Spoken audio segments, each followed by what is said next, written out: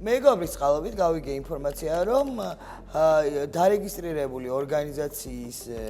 ბაზის მიხედვით მეც მოხვდი აგენტების რეესტრში და ჩემი კუთვნილი ანაზღაურება გახდა მესამე პირებისთვის საჯარო, რაც თვლი, რომ პირდაპირ პროპორციულია ჩემი უფლებების დარღვევასთან. ასევე მიმაჩნია, რომ როცა საჯარო აიპებს და სიპებს არა აქვს ვალდებულება საკუთარი ხელფასის გასაჯაროების და ამ დროს ჩემი როგორც ფიზიკური პირის ხელფასი საჯაროდ არის დადებული, ამით მოხდა დისკრიმინაცია, ესე ვთქვათ, ჩემი და მან პირდაპირ ვიწვნიე რუსული კანონის აღსრულება ჩემ თავზე. ეს რეესტრი შეიქმნა იუსტიციის სამინისტროს ბაზაზე არსებულ სიბზე და ხელმისაწვდომია საჯარო რეესტრის ოფიციალურ ვებგვერდზე. ეს არის უცხოური გავლენის მქონე ორგანიზაციების რეესტრი და ბევრმა ორგანიზაციამ ზუსტად იმიტომ, რომ ბენეფიციარებისთვის სერვისები გაეგრძელებინათ, იძულებული გახდა, რომ ეს ჩათვალა, რომ დარეგისტრირებულიყო ამ ღირსების შემლახავ რეესტრში, მაგრამ დარწმუნებული ვარ, რომ წარმოდგენაც არ ჰქონდათ, რომ მათ მიერ დეკლარირებული ინფორმაცია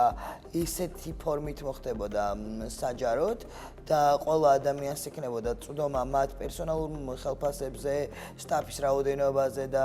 ის არის პირდაპირ კანონდარღვევა და იმ ორგანიზაციის უფლებების დარღვევაც, რომელმაც განათავსა ეს ინფორმაცია და ჩემი როგორც ფიზიკური პირის უფლების დარღვევაც, როგორც ჩვეულებრივად მომსახურების გამწევის. ჩვენ მთელი პროტესტის პერიოდში ვაპელირებდით იმაზე, რომ ეს კანონი ეხება ფიზიკურ პირებს და ეს კანონი უშუალოდ დააზარალებს ფიზიკურ პირებს, მაგრამ სახელმწიფოსგან იყო ეს, რომ თითქოს ტყუოდით, შეშემოპირების შემთხვევაში არ გვესმოდა რას ვაპროტესტებდით და ვიღაცა გვატყუებდა და ეს შეშემოპირებს არ გვეხებოდა, მაგრამ აგერ შეშემო აქტივისტი ვარ, რომელსაც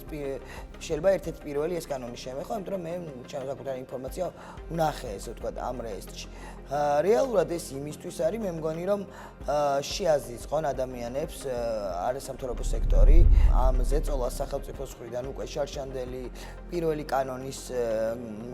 ინიციირების მერე ვგრძნობ და ადამიანები ისედაც შეშინებულები იყვნენ ჩვენთან ურთიერთობით, რომ არ მომხდარიყვნენ თუნდაც რაღაც რეისში ან რაღაცა შერცხვენოდა და დღეს რომ მე დავუშვათ ლანჩი დამჭირდება ან ტრანსპორტირება ელემენტარული სხვადასხვა აქტივობებზე შეიძლება უბრალოდ მარტო იმიტომ მითხრას ადამიანმა უარი, რომ შეეშინდეს, რომ არ მოხდეს ამ ღირსების შემლახავ რეისში. მოგეხსენებათ, ეხლა არის წინასაარჩევნო პერიოდი და მთავრობა ყველანაირად ცდილობს, რომ საღიაზრით ჩაახსოს, შესაბამისად ცდილობს, რომ მეტი აგრესია გააჩინოს არასამთავრობო სექტორის მიმართ და დაიწყო ამ ინფორმაციის დადება, მიუხედავად იმისა, რომ დაუყოვნებლივ ქონდა ვალდებულება ინფორმაციის დადების, რატომაც აქამდე თავს იკავებდნენ. ჩვენი ორგანიზაცია არ დარეგისტრირდა, ვაცნობიერებთ იმ რისკ ფაქტორს, რომელშიც ვიმყოფებით. ორგანიზაციას ჰქონდა გადაწყვეტილება, რომ ანუ ჯარიმის გადახდის შემდეგ ფინანსური დეკლარაციები შეგვევსო და ვთვლიდით, რომ ფინანსები არ გქონდა დასამალი, მაგრამ არ გქონდა წარმოდგენა, რომ ესეთი ფორმით მოხდებოდა გასაჯაროება და შესაბამისად გამორიცხულია უკვე იმაზე საუბარი, რომ ფინანსური დეკლარაციები შეიძლება ჩემმა ორგანიზაციამ შეავსოს. მოუწოდებ ყველას, რომ ვისაც არ უნდა ზეწოლაში და რეჟიმში ცხოვრება, აუცილებლად მოვიდეს არჩევნებზე, იმიტომ რომ აღარ გვექნება არც ქვეყანა და ყველაფერ ქართულს დავკარგავთ ზუსტად, რასაც ესე უფრთხილდებით.